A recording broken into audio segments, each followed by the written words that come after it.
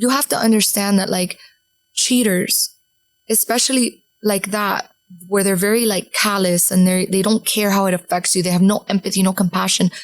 The last thing they want to do is sit down and validate your experience. It doesn't matter to them. They don't care. So I had to tell myself, like, all the actions that he did to me was enough closure for me. Like, there's this saying that they say, like, the disrespect is the closure.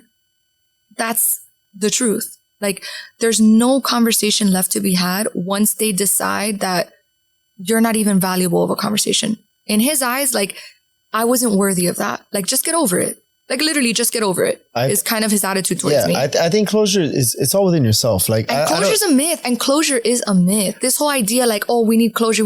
Like, closure is not a myth when it's a good man and a good woman and you're just going your separate ways. But when you're dealing with somebody that hates you and resents you and is acting that way towards you, like, there is no closure to be had. You have to give it to yourself. I disagree. Well, yes, that combat that as well. Yeah. I think closure in itself is it's a natural instinct that we need in order to kind of move on and kind of rationalize certain things. And so I don't think closure is a myth, but I do think closure from other people is a myth. In my case, I had to close that door. But you had to close that door. You were your closure. Yeah, I was. That doesn't. Yes, but that doesn't mean we're so in sync right now, bro. You gotta come to more hungover to these things. Next time, I'm not hungover. I'm so drunk. Next time we start drinking. But you have to, and I realized that I learned that the hard way as well, and I feel like probably you too, because if you want to look for closure for other people, you're never gonna find it. Yeah. Because there's gonna be people like your ex, like other people that can't give you that. Yeah. They can't be that. They can't. You have to be your own shepherd. Yeah. What you just said, it's true. You need closure within yourself. So what you just said earlier, oh, well, I'm not happy, but I don't have proof. Mm-hmm. Bitch, you don't need proof. You're not happy. Yeah. Same thing is with closure. You don't need to speak with this man. You don't need anything from him. Nothing. The closure's with you. What do you need? You're not happy. Figure it out yourself. And it's kind of frustrating because sometimes you're like, well, I want to just understand. Bitch, you already had the answer, which is what you said. Exactly. So it's like there's nothing else to look forward to. Mm-hmm. I think that closure is like, I want to speak to him. I want to understand why he did this. You want to rationalize it. You want it to make sense. So some behavior is irrational. Like, his behavior was irrational. And sometimes it won't make sense. It won't make sense to you. It won't make sense to me. Because motherfucker wants to lie. So it'll never make sense because he's never going to fucking explain it to you. But if I spend 6 years with somebody and they fucked me over, I want to know. You're not gonna, it's hard to just be like, well, if they fucked up, that's it, this is it. So that's kind of where that mentality comes from. I need to understand. Now looking back and being in a completely different headspace and being who I am. I see it.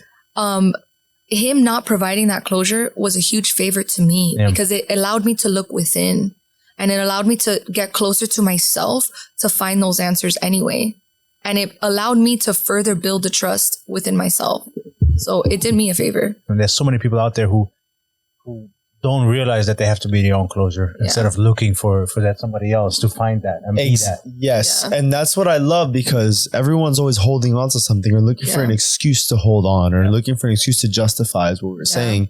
And the fact that you said, oi, this is enough closure for me. Like, I don't need more closure. I already have the answers. I don't need to fight for something. And sometimes it gets to a point where the disrespect is so loud that it's no longer about how you feel about this person. It's no longer about the time that you spent.